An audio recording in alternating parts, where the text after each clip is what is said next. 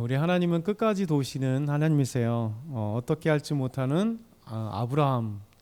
그럼에도 불구하고 하나님께서 아브라함을 도우시고 또 광야로 쫓겨난 하갈을 다시 도우시는 하나님이세요. 오늘 말씀 보면 아브라함의 그 믿음이 확고하지 못한 모습을 보게 됩니다. 그러니까 아브라함의 연약함을 보죠. 우리가 아브라함의 모습을 생각하면 믿음으로 단단하고 결단력 있고 항상 하나님을 바라본 것 같지만 그의 삶을 보면 올라갔다 내려갔다 그래요. 하나님을 굳게 잡을 때도 있었지만 범죄할 때도 있고, 그렇죠? 그리고 어떻게 할지도 알지 못하는 오늘 말씀이 그런 말씀입니다. 우리 9절에서 11절 다시 한번 읽어볼게요. 같이 읽겠습니다. 사라가 본즉 아람의 아들 애굽 여인 하갈의 아들이 이삭을 놀리는지라 그가 아브라함에게 이르되 이 여종과 그 아이를 내쫓으라. 이 여종의 아들은 내 아들 이삭과 함께 기업을 얻지 못하리라 하므로 아브라함이 그의 아들로 말미암아 그 일이 매우 근심이 되었더니. 아멘. 사라의 아들이었던 이스마엘, 아브라함이 사라의 아들 이삭이 이제 잔치할 때에 문제가 생깁니다. 이스마엘이 이삭을 놀리기 시작을 하는 거예요. 이 모습을 보았습니다. 사실 이 모습을 보면 얼마나 또 이제 사라가 화가 나겠어요. 그렇죠? 그 13살 많은 형이 자기 아들을 갖다가 이렇게 놀리고 있으니까. 근데 여기서 주목해 보아야 될 게 뭐냐면 아브라함의 태도, 아브라함의 입장, 아브라함을 우리가 중심을 봐야 됩니다. 분명히 이제 가족이라고 하는 것이 참 어렵잖아요. 이제 부인도 2명이다가 사라가 본처고 그리고 여종인데 자기 아들을 이스마엘을 낳은 하갈이 있고, 그렇죠? 여인들도 2명에 또 아이들도 2명. 그러니까 어떻게 보면 작은 가족인 것 같지만 어찌 이 다른 가족이 함께 모여서 한 가족이 되어다 보니까 가족 간에 보이지 않는 경쟁심 그리고 그런 것들이 있잖아요. 왜냐하면 하갈은 원래 여종이었음에도 불구하고 사라가 남편에게 주매 뜻하지 않게 그렇게 기다리는 아기가 그 노년의 나이에 이스마엘을 낳게 되었으니, 하갈은 그때부터 아기를 이렇게 임신할 때부터 얼마나 위세 등등 아기를 낳으면서 위생 등등 그러다 사라 때문에 사라가 너무 힘들게 하니까 하갈을 쫓아냈잖아요. 그러니까 이런 과정 속에 그 가족 간의 분란과 어려움들이 계속 찾아오는 아브라함이었습니다. 그러니까 아브라함의 가정이 자체가 하나님을 바라보지 못하면 이렇게 분란과 어려움들이 계속해서 찾아오는 거죠. 문제는 사실 아브라함은 좀 가장이잖아요. 그리고 나이 젊은 것도 아닙니다. 20대 30대면 그래도 사회 경험도 적고 가정 경험도 적고 인생 경험도 적기 때문에 어떻게 해야 될지 몰라서 이렇게 방황할 수가 있습니다. 근데 이 나이가 100세가 넘었잖아요. 그러면 어떻게 됩니까?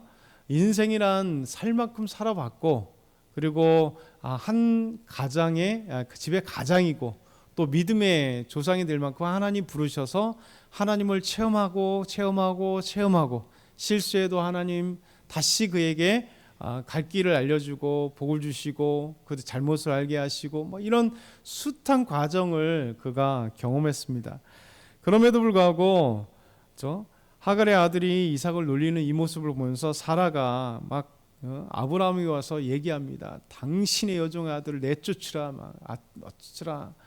얼마나 이 하갈에게서는 이 이스마엘이 눈에 가시겠어요. 진짜 이제 아들을 낳았잖아요. 하나님이 약속하신 아들을 낳았으면 이게 하나님께 감사해서 정말 아름답게 살아가야 되는 게 우리가 보통 생각이잖아요.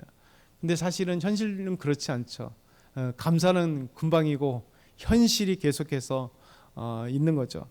그런데 아브라함은 입장을 보라 그랬잖아요. 아브라함에게 와서 이 하갈의 아들이 우리 아들 갖다가 이렇게 멸시하고 까불고 놀리고 하는데 당신 뭐하냐 말이야. 이렇게 하면 아브라함은 어떻게 해야 되겠습니까? 여러분과 저 입장이라면 어떻게 해야 되겠어요? 당장 딱 불러다가 분명하게 어떤 그 제시를 해야 될 거잖아요. 기준을 삼든지 혼을 내든지 아니면 위계 질서를 정확하게 잡든지, 그렇죠? 이런 것이 있어야 되는데 아브라함은 뭐냐면 그의 아들로 말미암아, 사실 이스마엘도 아들이잖아요. 첫 아들이잖아요. 첫 아들이 얼마나 비록 하갈의 하나님의 약속을 기다리지 못하고 하갈을 통해서 낳은 아들이지만 아브라함 입장에선 첫 아들이란 말이에요. 그렇죠? 첫 번째 아들. 그렇게 나이 들어서 첫 아들을 낳았으니 그가 마음속에 얼마나 또 이 아이에 대한 사랑이 있겠습니까? 근데 문제는 사랑은 사랑이더라도 정확하게 위계 질서가 없으면 사실 가정이 완전히 허물어지는 거죠. 왜 사라와 아내 사라와 여종의 관계를 분명하게 하지 못했기 때문에, 그렇죠? 그리고 자식들 간의 관계를 분명하게 하지 못했기 때문에 아브라함이, 그렇죠? 나이 든 아브라함이 아이들을 낳았기 때문에 아마 늦둥이 아이들을 너무나 오냐오냐 생각했는지 모르겠으나 그냥 그런 말미암아 매우 근심되었다, 이렇게 성경은 표현하고 있어요. 매우 근심되었다. 그러니까 아브라함이 어떻게 할 줄 모르는 거예요. 사라가 왔음에도 불구하고 이스마엘도 자기 아들, 이삭도 자기 아들, 사라는 본처 자기 부인, 또 하갈은 여종이었지만 그래도 이스마엘 자기 아들을 첫 아들을 낳은 그래도 자기 아내, 뭐 이런 생각을 갖고 이러지도 못하고 저러지도 못하는, 다 어떻게 보면 가장 인간적인 모습을 보여주고 있어요. 그러니까 우리가 생각하면 아브라함 하면 이런 어떤 생각을 가질 거예요. 믿음의 조상이요, 정말 흔들리지 않고 우리가 본으로 삼는. 근데 성경은 그러하지 않다는 거죠. 그래서 이 아브라함의 모습을 보면서, 이 연약한 아브라함의 모습을 보면서 결국 이게 우리의 또 모습이다라는 생각이 들어요. 그렇죠? 저와 여러분 얼마나 또 믿음으로 설 때는 단단해요. 근데 한번 나락에 추락될 때 참 내가 아무것도 아니구나, 하나님 앞에 이렇게 연약하구나, 이게 또 오늘도 무너지는구나, 나는 정말 별 볼일 없는 건 그런 인생밖에 안 되는구나 하는 그런 연약함을 처절하게 느끼잖아요. 그러니까 아브라함이 그렇다는 거예요. 그러면서 우리에게 도전이 되는 거죠.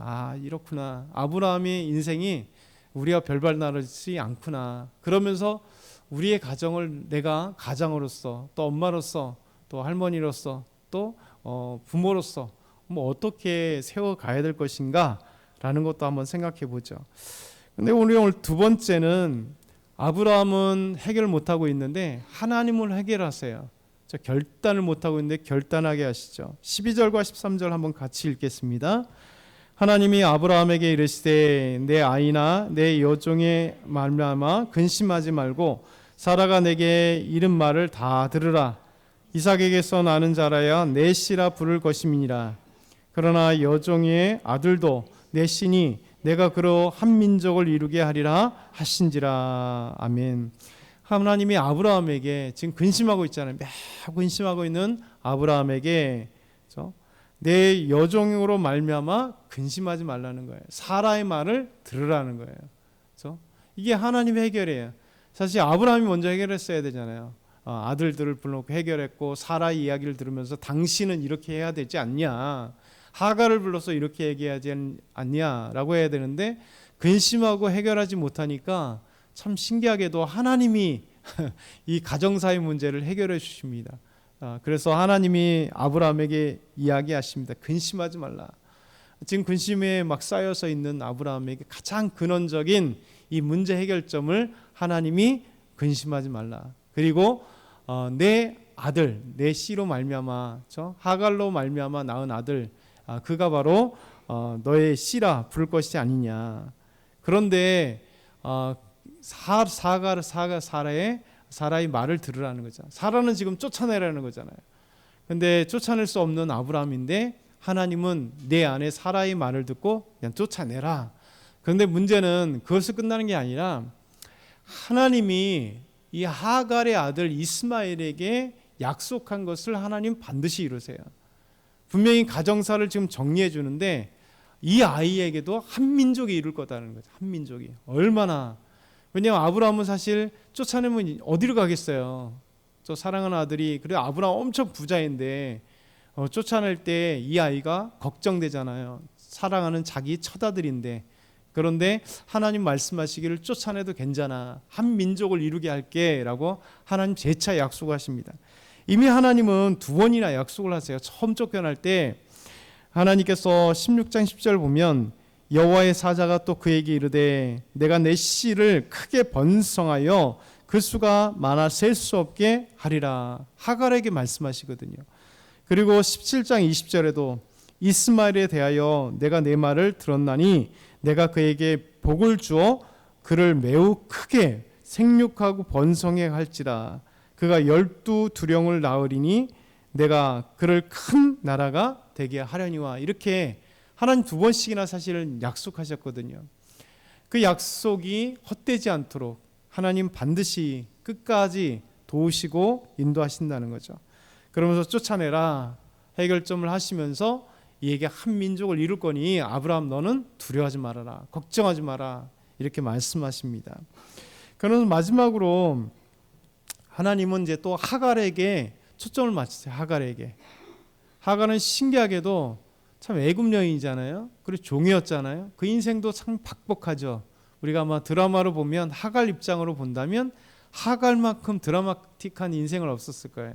애굽 땅에 살다 아브라함의 여종이 되고, 그렇죠?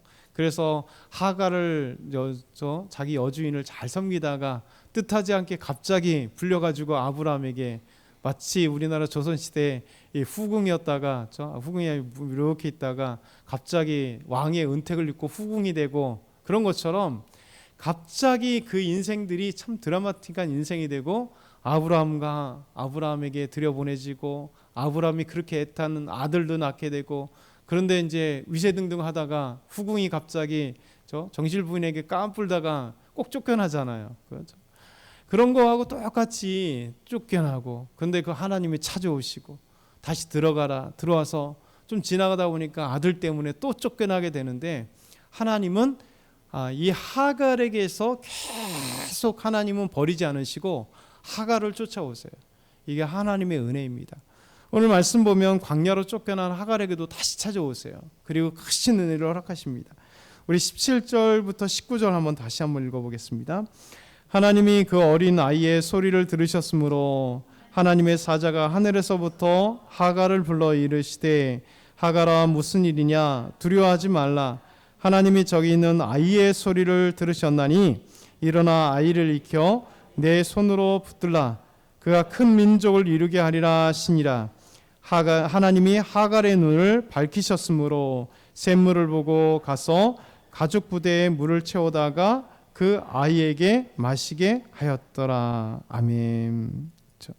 광야로 쫓겨났어요. 브엘세바 광야로 쫓겨났어요. 아이와 함께. 이제 어디로 가야 될지, 무엇을 해야 될지 또 쫓겨난 인생. 근데 하나님이 찾아오셨다는 거예요. 자기 남편과 같은 아브라함도 아무런 집에서 얘기할 수 없고 정실부인 아내의 이야기를 듣고 그냥 자기를 쫓아냈어요. 그리고 제가 돈을 주었다는 얘기가 없어요. 그냥 가죽 부대에 물 하나만 덜렁 가지고 아들과 함께, 브에시바 광야는 진짜 아무것도 없거든요. 저 광야에 아무것도 없는 곳에, 물도 없는 곳에 쫓겨났으니 죽을 위기에 놓여 있는 하갈. 그런데도 불구하고 여기에 주목할 건 뭐냐면, 하갈이 이제 그 앞절에 보면 화살 한 바탕쯤, 이게 무슨 얘기냐면 화살 있죠, 화살. 활을 갖다가 화살을 팍 쏘면 화살이 날아가는 그 거리가 화살 한 바탕이라는 수거예요. 그래서 아이가 여기 있고 엄마는 하갈을 저 멀리 떨어진, 화살 보통 쏘면 길게 쏘면 150m도 날아가고 짧게 쏘면 몇십 미터도 날아가잖아요. 그러니까 저만큼 떨어졌다는 거예요. 왜냐하면 아이 앞에서 울 수 없는 하갈의 마음인 거예요. 하갈이 얼마나 원통하기도 하고 비참하기도 하고, 이제 아이와 함께 쫓겨났는데 갑자기 또 어디로 가야 될지 모르는 자기 아들과 함께 이게 죽을 인생이잖아요. 그러니 이 엄마의 마음이 얼마나 가슴이 아프겠어요. 그래서 거기서 펑펑 우는 거죠. 아들 앞에서는 울 수 없어서 저 멀리서 펑펑 울고 있는 겁니다. 근데 놀랍게도 그 소리를 들으시고 하나님이 천사를 보내세요. 근데 천사가 뭐라고 얘기하냐면, 하갈아 너의 우는 소리를 들었다 얘기하지 않습니다.